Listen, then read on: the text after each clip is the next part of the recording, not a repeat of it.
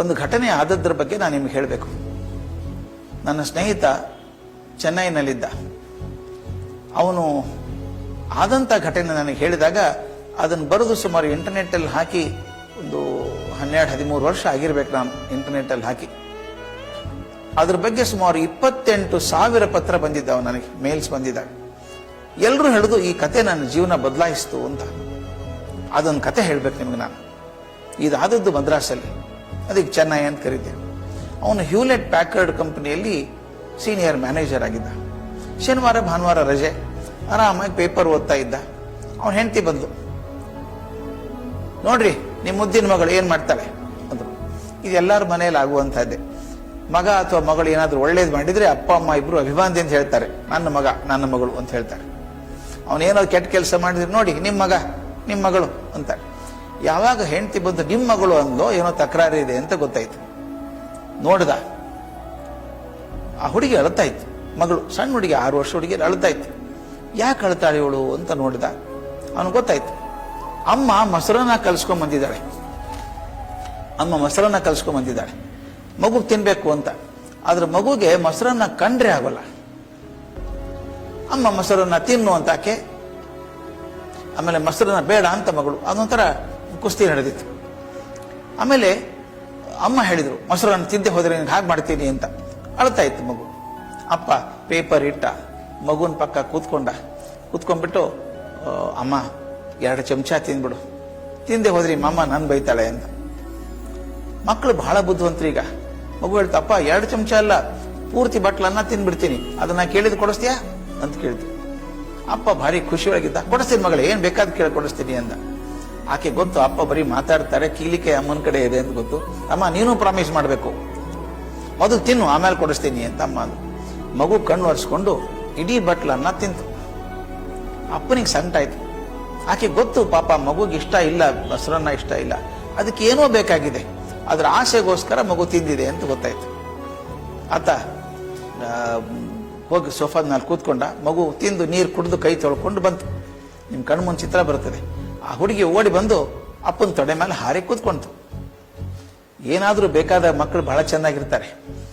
ತನ್ನ ಪುಟ್ಟ ಕೈಗಳನ್ನು ಅಪ್ಪನ ಕುತ್ತಿಗೆ ಸುತ್ತ ಹಾಕಿ, ಅಪ್ಪ ನಾ ಕೇಳಿದ್ ಕೊಡಿಸ್ತೀಯಾ ಅಂದ್ಲು. ಇದೇ ಝಲ್ ಅಂದ್ಬಿಡ್ತೀವಿ ಅವನಿಗೆ.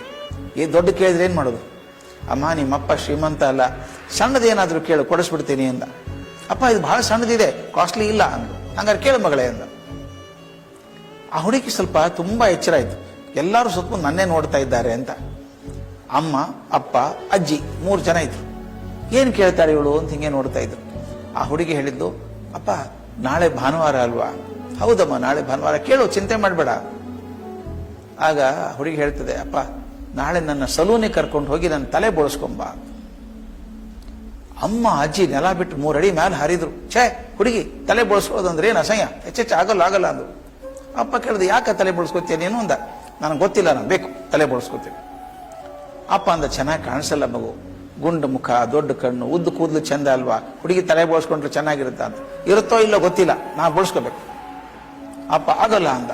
ಅಳೋಕ್ ಶುರು ಮಾಡ್ತು ಹುಡುಗಿ. ಹತ್ಕೊಂಡು ಹೇಳಿದ್ವಿ, ಅಪ್ಪ ನನಗೆ ಹೇಳಿದ್ದೆ, ನೀನು ಹೋದ್ವಾರ ಕತೆ ಹೇಳಿದ್ದಿ, ಹರಿಶ್ಚಂದ್ರನ ಕತೆ ಹೇಳಿದ್ದಿ. ಏನ್ ಹೇಳಿದಿ? ಒಂದ್ಸಲ ಮಾತು ಕೊಟ್ರೆ ಹಾಗೆ ನಡ್ಕೋಬೇಕು ಅಂತ ಹೇಳಿಲ್ವಾ? ಈಗ ಈ ಮಾತು ಕೊಟ್ಟಿದ್ದೆ ಕೊಡಿಸ್ತೀನಿ ಅಂತ, ಮತ್ತೆ ನಾ ಕೇಳಿದ ಕಾಸ್ಟ್ಲಿ ಇಲ್ಲ, ಇದು ಬೆಲೆ ಇಲ್ಲ, ಅದಕ್ಕೆ ಮಾಡಿಸ್ಬೋದಲ್ಲ. ಅಪ್ಪ ಅಪೋಸಿಷನ್ ಪಾರ್ಟಿ ನೋಡಿದ, ಹೆಂಡತಿ ಅತ್ತೆ. ಆಯ್ತಪ್ಪ ನಾಳೆ ಮಾಡ್ತೀನಿ ಅಂದ.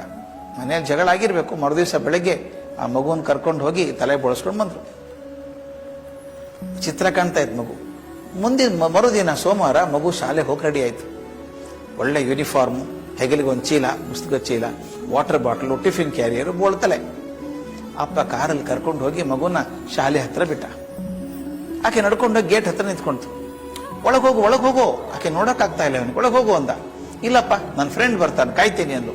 ಅದು ಯಾವ ಫ್ರೆಂಡ್ ಅಪ್ಪ ಅವನು, ನೋಡೇ ಬಿಡ್ತೀನಿ. ತಾನೂ ಕೂತ್ಕೊಂಡ ಕಾರಲ್ಲಿ. 1 ನಿಮಿಷಕ್ಕೆ ಇನ್ನೊಂದು ಕಾರ್ ಬಂತು ಇದ್ರ ಹಿಂದೆ. ಅದನ್ನು ಹುಡುಗ ಹೇಳಿದ, ಪುಟ್ಟ ಹುಡುಗ, ಇದೇ ವಯಸ್ಸಿನ ಹುಡುಗ, ಅದೇ ಥರದ ಯೂನಿಫಾರ್ಮು, ಅದೇ ಥರದ ಚೀಲ, ಅದೇ ಥರದ ವಾಟರ್ ಬಾಟಲು, ಟಿಫಿನ್ ಕ್ಯಾರಿಯರ್, ಅವಂದು ಬೋಳುತ್ತಲೆ. ಆ ಹುಡುಗ ನಡ್ಕೊಂಡು ಹೋಗಿ ಹುಡುಗಿ ಹತ್ರ ಮಾತಾಡ್ತಾ ಇದ್ದ. ಇವನಂದ, ಶಾಲೆ ಯೂನಿಫಾರ್ಮ್ ಚೇಂಜ್ ಆಯ್ತೋ ಏನೋ, ಯಾಕೆ ಇದು ಇಬ್ಬರು ತಲೆ ಬೋಳಿಸ್ಕೊಂಡಿದ್ದಾರೆ ಇವರು ನೋಡ್ತಾ ಇದ್ದ.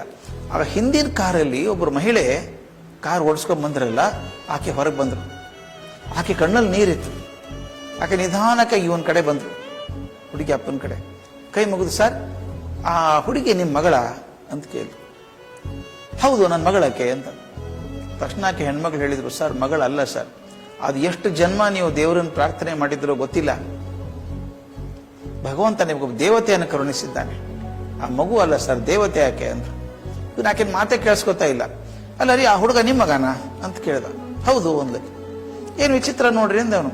ಶನಿವಾರ ದಿವಸ ನನ್ನ ಮಗಳು ಹಠ ಹಿಡಿದ್ಲು ಅಂತ ಹೇಳಿ ನಿನ್ನೆ ಭಾನುವಾರ ಹೋಗಿ ಆಕೆ ತಲೆ ಬೋಳಿಸ್ಕೊಂಡ್ ಬಂದೆ, ಈಗ ನೋಡಿದ್ರೆ ನಿಮ್ಮ ಹುಡುಗನು ಹಾಗೆ ಮಾಡಿದ್ದಾನೆ, ಏನ್ ವಿಶೇಷ ಅಂತ ಕೇಳಿದ. ಮೊದಲೇ ಆ ತಾಯಿ ಅಳ್ತಾ ಇದ್ರಲ್ಲ, ಈತ ಹಿಂಗೆ ಕೇಳಿದ ತಕ್ಷಣ ನೆಲದ ಮೇಲೆ ಕುಸಿದು ಕುಳಿತು ಬಿಕ್ಕಿ ಬಿಕ್ಕಿ ಅಳೋಕ್ ಶುರು ಮಾಡಿದ್ರು. ಇವನಿಗೆ ಗಾಬರಿ ಆಯ್ತು. ಸಾರಿ, ನಾನೇ ತಪ್ಪು ಹೇಳಿದ್ದೆ, ಏನಾದ್ರು ಮನಸ್ಸಿಗೆ ನೋವಾಯ್ತಾ ಅಂತ. ಏನಿಲ್ಲ ಸರ್, ನನಗೆ ತಡ್ಕೊಳ್ಳೋಕ್ಕಾಗ್ಲಿಲ್ಲ ಭಾವನೆಗಳನ್ನ, ಕ್ಷಮಿಸ್ಬೇಕು ಅಂತ ಕಣ್ಣು ಒರೆಸ್ಕೊಂಡು ಹೇಳಿದ್ರಾಕೆ. ಆತ ನನ್ನ ಒಬ್ಬನೇ ಮಗ ಸರ್, ಹುಟ್ಟಿದ್ದೊಂದೇ ಅದು.